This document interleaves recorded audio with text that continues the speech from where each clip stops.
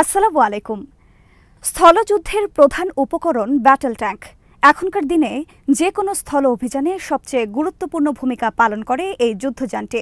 দুর্গম পথ কিংবা যে কোনো বাধা টপকে এটি প্রবেশ করতে পারে শত্রুর ভূখণ্ডে। কামানের গোলা ছুড়ে ধ্বংস করতে পারে অনেক দূরের টার্গেটকেও। সবচেয়ে সুরক্ষিত এই সামরিক যানকে যুদ্ধক্ষেত্রের রাজাও বলা হয়, তবে এটি অপ্রতিরোধ্য নয়, যে কারণে গাজা থেকে ইউক্রেন সব যুদ্ধক্ষেত্রেই চোখে পড়ে ট্যাঙ্ক ধ্বংসের চিত্র। ট্যাঙ্কের নানা দিক ও দুর্বলতা নিয়ে গবেষণা করে উদ্ভাবন করা হয় ট্যাঙ্ক ধ্বংসের সমরাস্ত্র। এগুলো অ্যান্টি ট্যাঙ্ক ওয়েপন্স নামে পরিচিত। বিডিভিউস ইনফোটেনমেন্টে স্বাগত জানাচ্ছি, আমি ফাহাদিয়া মিতু। আজ জানাবো ট্যাঙ্ক ও অ্যান্টি ট্যাঙ্ক ওয়েপন্সের নানা দিক সম্পর্কে।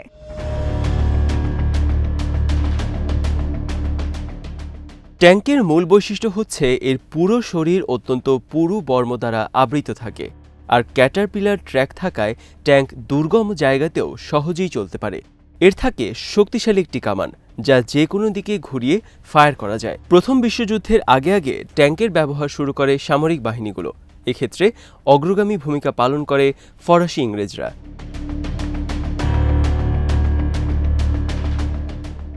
1916 সালে বানানো হয়েছিল প্রথম ট্যাঙ্ক, যার নাম ব্রিটিশ মার্ক 1। এরপর থেকে শুরু হয় এই যুদ্ধযানের দাপুটে যাত্রা। দিন বদলের সাথে সাথে যুদ্ধক্ষেত্রে ট্যাঙ্কের ব্যবহার বেড়েছে ছাড়া কমেনি। ট্যাঙ্কের সাথে যুক্ত হয়েছে electronic targeting system, night vision system সহ নানা আধুনিক প্রযুক্তি।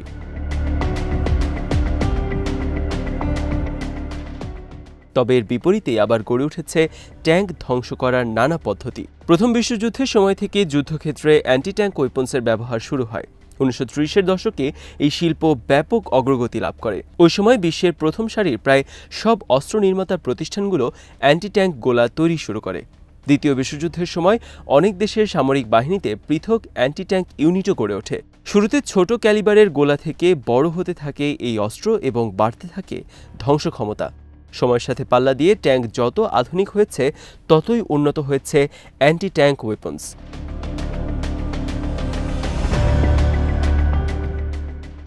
আধুনিক যুদ্ধক্ষেত্রে ট্যাঙ্ক মোকাবেলার অনেকগুলো পদ্ধতি রয়েছে। এর মধ্যে সবচেয়ে ভয়ঙ্কর পদ্ধতিটিকে সামরিক ভাষায় বলা হয় ক্যাটাস্ট্রফিক কিল। এই পদ্ধতিতে শক্তিশালী মিসাইল বা গোলার সাহায্যে ট্যাঙ্ককে পুরোপুরি ধ্বংস করে দেওয়া হয়। এ ধরনের হামলায় খুবই শক্তিশালী অ্যান্টি ট্যাঙ্ক ওয়েপন্স ব্যবহার করা হয়, যার ফলে ট্যাঙ্কের ক্রুদের বেঁচে থাকার সম্ভাবনা থাকে খুব কম। এছাড়া ট্যাঙ্কের ফায়ার পাওয়ার নষ্ট করা ও ট্যাঙ্কের চলাচল ক্ষমতা নষ্ট করেও এটিকে অচল করা যায়।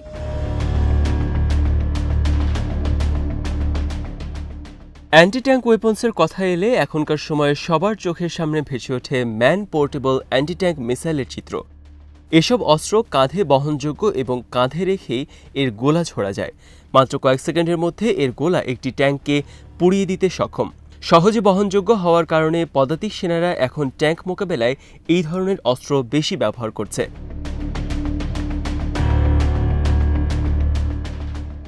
ম্যান পোর্টেবল অ্যান্টি ট্যাঙ্ক মিসাইলের মধ্যে সবচেয়ে আলোচিত যুক্তরাষ্ট্রের জ্যাভেলিন মিসাইল। রেথিয়ন ও লকহিড মার্টিন্সের যৌথ উদ্যোগে তৈরি এই মিসাইলটি বর্তমানে যুক্তরাষ্ট্র সহ কয়েকটি দেশের সেনাবাহিনীতে মোতায়েন রয়েছে।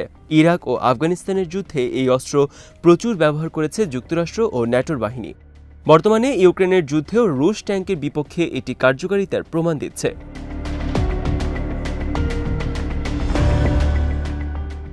অনেক বিশেষজ্ঞের মতে জ্যাভেলিন এই সময় বিশ্বের সেরা কাঁধে বহনযোগ্য অ্যান্টি ট্যাঙ্ক ওয়েপন। এছাড়া ট্রাইপড, ছোট সাঁজোয়া যান ও ট্রাকের উপর থেকে এর গোলা ছোড়া যায়। ট্যাঙ্ক ছাড়াও বাংকার, ভবন, ছোট নৌযান ও নিচ দিয়ে চলা হেলিকপ্টার ধ্বংস করতে এটি কার্যকর অস্ত্র হিসেবে ব্যবহৃত হচ্ছে।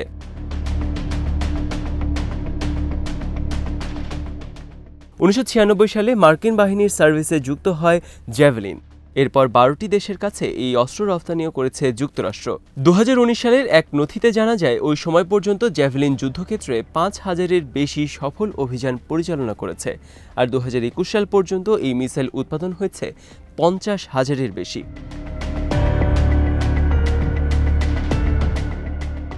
$2.5 লাখ মার্কিন ডলারের এই অস্ত্রটি 250 মিটার বা 1.5 মাইল পর্যন্ত সফলভাবে আঘাত হানতে পারে।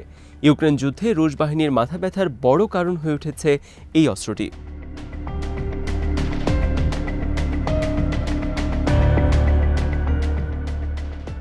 রাশিয়ার হাতে রয়েছে 9M133 cornet anti tank weapon.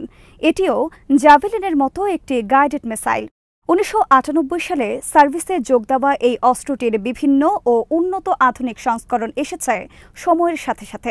বিশ্বের বিভিন্ন প্রান্তের কয়েকটি যুদ্ধক্ষেত্রে ব্যবহারের বাস্তব অভিজ্ঞতা রয়েছে এই অস্ত্রের। ন্যাটো যার কোড নেম দিয়েছে স্প্রিগান।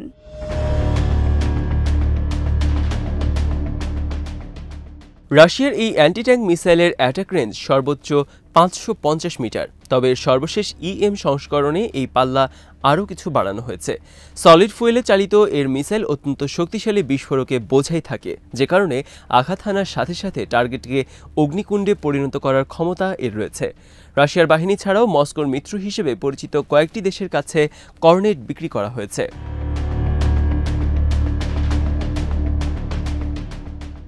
যুদ্ধক্ষেত্রে কর্নেটের প্রথম ব্যবহার দেখা গেছে ইরাক যুদ্ধে।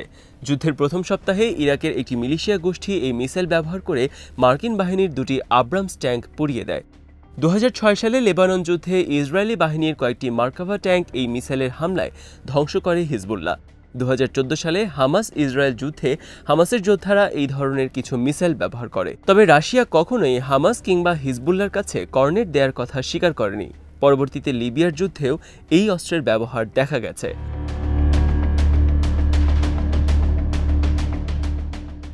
রেড অ্যারো 12 নামে একই ধরনের একটি অ্যান্টি ট্যাঙ্ক মিসাইল আছে চীনের সামরিক বাহিনীতে। 2014 সালে এক প্রদর্শনীতে প্রথম মিসাইলটি প্রকাশ্যে আনা হয়।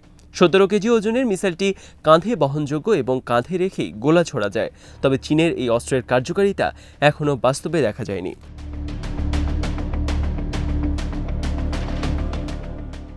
সাম্প্রতিক সময়ে আলোচিত একটি ট্যাঙ্ক বিধ্বংসী মিসাইল আল ইয়াসিন 105 হামাসের নিজস্বভাবে তৈরি একটি অস্ত্র, যেটি এবারের গাজার যুদ্ধে ইসরায়েলি ট্যাঙ্ক বহরের ঘাতক হিসেবে নিজেকে প্রমাণ করেছে। আল ইয়াসিনের সাহায্যে ইসরায়েলি মার্কাভা ট্যাঙ্ক ধ্বংস করার অনেক ভিডিও প্রকাশ করেছে হামাস। ভিডিওগুলোতে দেখা গেছে পাবজি গেমের আদলে আল কাসাম যোদ্ধারা ট্যাঙ্ক লক্ষ্য করে গোলা ছুটছে আর বিস্ফোরণের সাথে সাথে আল্লাহু আকবার বলে চিৎকার করছে।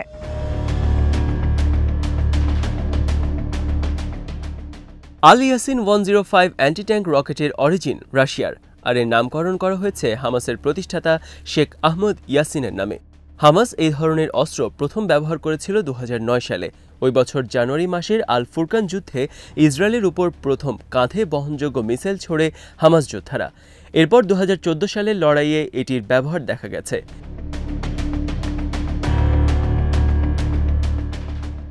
এবারের যুদ্ধে ইসরায়েল টের পেয়েছে আল ইয়াসিন 105 কত ভয়ঙ্কর হতে পারে। এর গোলার আঘাতে গাজা উপত্যকার পথে ঘাটে একের পর এক ট্যাঙ্ক ও সাজোয়া যান হারানো ইসরায়েলের প্রতিরক্ষা বাহিনীর কাছে আল ইয়াসিন মানেই মূর্তিমান আতঙ্ক। অতীতে হামাসের আর কোনো প্রতিরোধ অস্ত্র ইসরায়েলি বাহিনীর বুকে এতটা কাঁপন ধরাতে পারেনি।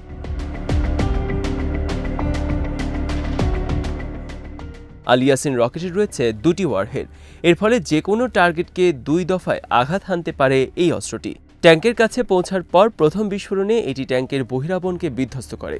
এরপর দ্বিতীয় ওয়ারহেডটি বিস্ফোরিত হয়ে ভেতরে ঢোকে, যার ফলে 2 দফা জোরালো বিস্ফোরণে ট্যাঙ্ক এবং এর আরোহীদের করুণ পরিণতির মুখোমুখি হতে হয়।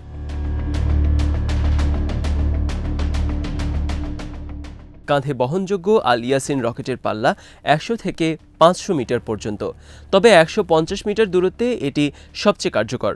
ছোড়ার পর প্রতি সেকেন্ডে এটি ছুটে যায় 300 মিটার গতিতে। অস্ত্রটির মোট ওজন 4.5 কেজি। ওজন কম হওয়ার কারণে এটি সহজে বহনযোগ্য, যেটি হামাসকে এবারের স্থলযুদ্ধে দারুণ সুবিধা দিয়েছে।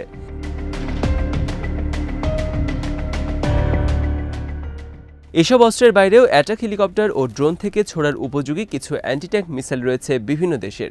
এর মধ্যে যুক্তরাষ্ট্রের হেলফায়ার উল্লেখযোগ্য। এছাড়া সাধারণ মানের কম দামি ড্রোন থেকে ট্যাঙ্কের ওপর বিস্ফোরক ফেলার কিছু দৃশ্য দেখা গেছে ইউক্রেন যুদ্ধে। আবার ট্যাঙ্কের গোলার আঘাতেও কখনো কখনো ধ্বংস হতে পারে ট্যাঙ্ক। মাটিতে পুঁতে রাখা স্থলমাইনও ট্যাঙ্কের বড় শত্রুদের একটি।